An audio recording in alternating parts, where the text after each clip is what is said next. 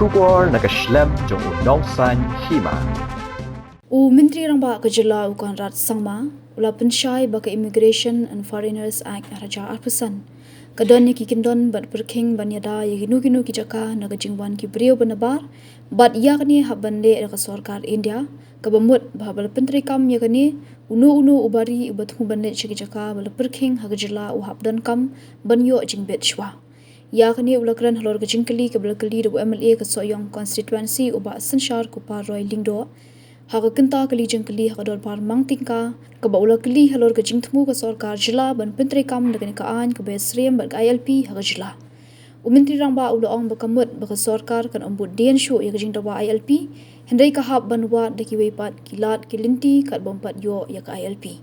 Shu ula ong bagi jila shathan lami ni kibla syak kan thup haga ni kaan kilong ka Arunachal Pradesh, Manipur, Mizoram bat Sikkim Haga baki kinu ki brio ki bawan ki weipat kiri lada ki led ki tiki Jaka ki haban yo jing menjur Shwa kumta ulong baka Sarkar ru menta kadang wat ki lad ki linti baya ki Jaka hapo ka jelaru kin sya kan thoplang haga ni kaan knam bakin la ban Pyrkhing ki brio ki bawan na bar.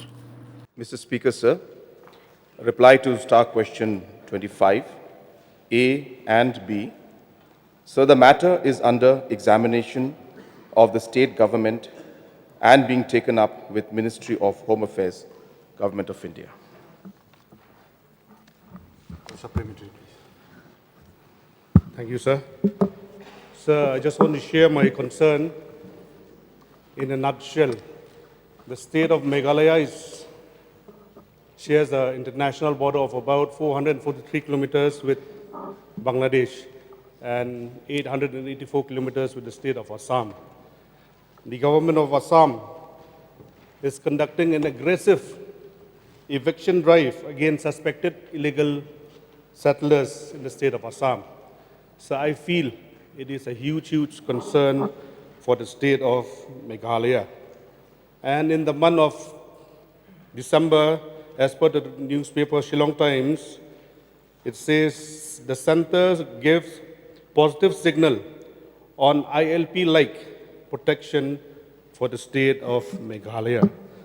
So my question here to Honorable Chief Minister, sir. Sir, as it says out here that it is under examination of the state government and it's been taken up with the Ministry of Home Affairs, Government of India. Sir, suppose we frame this ILP-like system, under which legal framework does the government tend to propose or introduce the ILP-like system?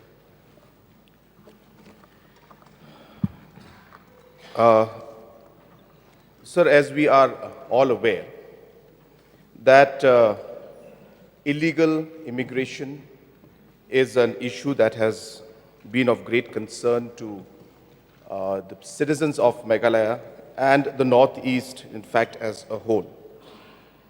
And the public at large, and of course the government also, has been concerned and in multiple levels tried to introduce different mechanisms or implement different laws to achieve the goal of ensuring that we are able to curb and stop illegal immigration. So we had the MRSSA that at the state level was worked out. We moved on it. We implemented it. Process is still on. Similarly, a lot of people felt that, no, we need a stronger mechanism. And therefore, we went for the proposal of passing a resolution in the House to implement the ILP, and we forwarded it to Government of India. Sir, at the end of the day, whether it's MRSSA, whether it's ILP or any other law, the objective remains the same, which is to be able to protect our land, protect our people, and to be able to curb illegal immigration. So with that note, I would like to share with the House, and I would like to thank the Honorable Member for bringing this subject. So there was an enactment of the Immigration and Foreigners Act 2025. Now, under this Immigration and Foreigners Act 2025 of Government of India, there are two clauses or two sections, Section 2Q and 2S. So, Section 2Q of this particular act put in by the Government of India, the Foreigners and Immigration Act, the Section 2Q defines protected area as any area contiguous with India's international border or any other area as the central government may by order specify in this behalf. So that's the protected area definition. Under Section 2S, it defines restricted areas. And restricted areas are any area within India and outside the protected areas, which is under Section 2Q, as the central government may, by order, specify in this behalf. Now, sir, what happens with this is that upon notification of a district within the state as a protected area or a restricted area, all foreigners entering such district shall be required to obtain a special permit or permission as prescribed under Section 11 of the Foreigners and Immigration Act 2025. Section 11 stipulates that no foreigner shall enter or stay in a protected area or restricted area or prohibited place without a special permit or permission granted by such authority as may be specified by an order published in the official gazette in this behalf and subject to such conditions as may be specified therein. So, sir, this particular act, which is the Foreigners and Immigration Act 2025, has a provision which allows a restricted and, as I said, the protected area declaration, which needs to be done by Government of India, not by state government. But once that is done, any foreigner entering the state needs a permit. And that's exactly what we're trying to achieve. We are trying to achieve a mechanism where a permit will be required for foreigners who wish to come into the state would have to seek a permission. And therefore, we'll have a mechanism and a system under given acts and given provisions of an act passed by Government of India to be able to achieve this objective. Now, sir, what we are trying to also do is that we're not saying that ILP is a demand that we're not going to follow anymore. As a proactive government and as a government that has a sincerity towards this issue, it is our duty to examine every possible mechanism. And therefore, while we are pursuing the ILP, we are waiting for response. We meet Honorable Home Minister and Government of India officials and continuously press for it. It is the duty of the government to explore other mechanisms and possibilities of achieving the same goal and same objective that we would achieve or we are trying to achieve through the implementation of ILP. And after examining this act, which was passed in 2025 during the autumn session, we felt that there is a scope of bringing in these provisions of the protected area and restricted area, which would then require foreigners to take permission and take a permit before entering the state. So that's really what it is, sir, and this provision would really serve the purpose and I think would be in the larger interest of our state, and we'll be able to address this issue of illegal immigration to a large extent. So that is what the background is, sir. And as I said, while we pursue other mechanisms, while we pursue the ILP, we are looking at other options also. And that's why Honorable Deputy CM had made that statement that we are examining this particular aspect. We have had discussions at certain levels. We are preparing our notes.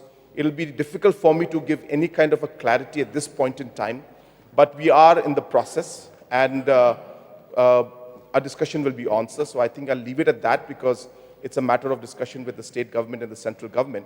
But this is the background on which the statement was made, and this is the background of the goal and objective of the government. Thank you, sir. Next. Sir. So we're talking about ILP. Now, the question is about ILP-like law. So what are the reasons, as per the explanation of the center, that an ILP-like law is needed in the state of Meghalaya, but not in other states not in other northeastern states like Nagaland and Manipur. Sir, I think the honorable member is not clear.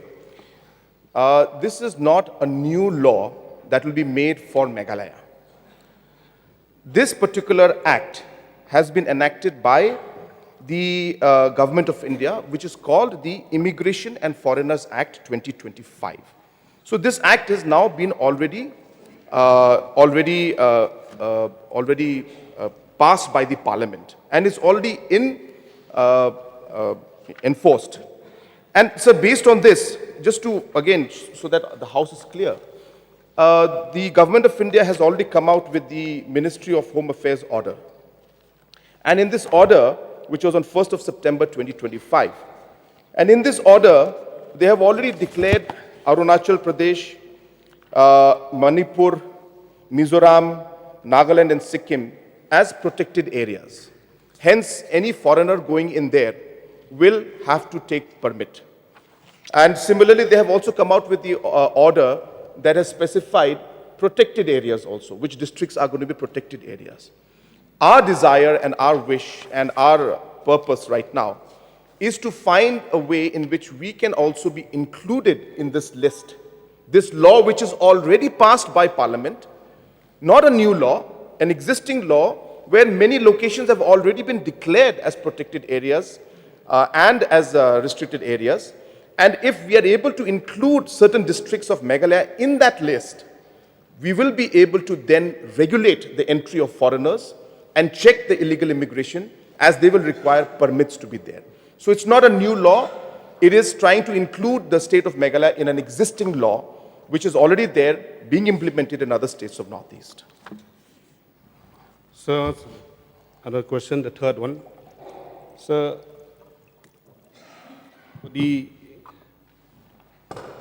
ILP-like law which we are talking about, will it contradict or align with the sixth schedule protection?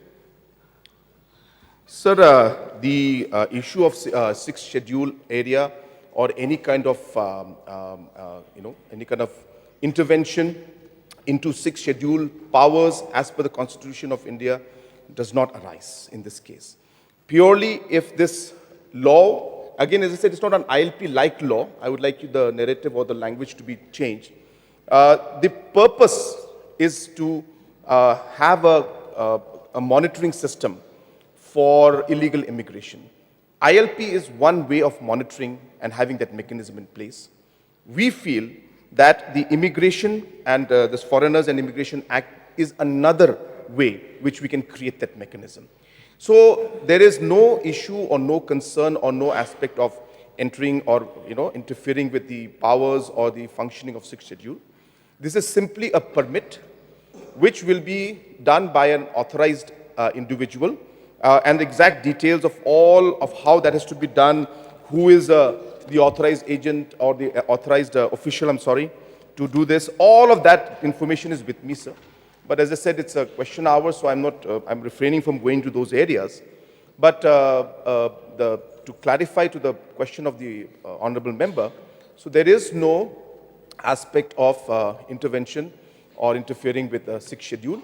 It is purely a permit which a foreigner will require to take from the authorized official before he or she enters into a restricted or a protected area. So the last one. So, what is the tentative timeline for the introduction of such law in the House? Sir, again, sir, this it's not about the House, sir. Again, I'm repeating, sir, for the sake of clarity. The Act has been passed by Parliament, which is called the the Foreigners and Immigration and Foreigners Act 2025. This has been passed by Parliament. The government notifies, government means Government of India, notifies which areas are protected and which areas are restricted. Now, government has already come out with its notification where I mentioned that protected areas, Arunachal, Manipur, Mizoram, Nagaland, in the particular order, which is called the Ministry of Home Affairs Order, New Delhi, for September. This order is out. We desire, as a state, that Government of India, MHA, would declare Meghalaya also certain areas as restricted and certain areas as protected, so that we can also put in a mechanism in place which will require foreigners to take permit, and we can have, or we can check those individuals. So that's really the purpose, sir. And we feel that this law is giving us an option to get a system and a mechanism which ILP also would allow us to do, but since ILP is under examination, we as a government have explored the other possibilities and looking at if it is possible to achieve the same objective by an existing law passed by Parliament, which is now being implemented in others. And we are a bordering state. We have, international borders with Bangladesh, and therefore all these factors are very much in line. So we are exploring, and that is the reason why Honorable Deputy CM, when he made the statement, we are in discussion. So it's a process, sir. We are examining, and we cannot say it will be done tomorrow, day after today, or in the next few months. But we are under process. So it's really, I should say, showing the intent of the government and showing the seriousness of our government on this particular issue, and that we are examining all possible systems and mechanisms and laws that are there existing at the national as well as the state level.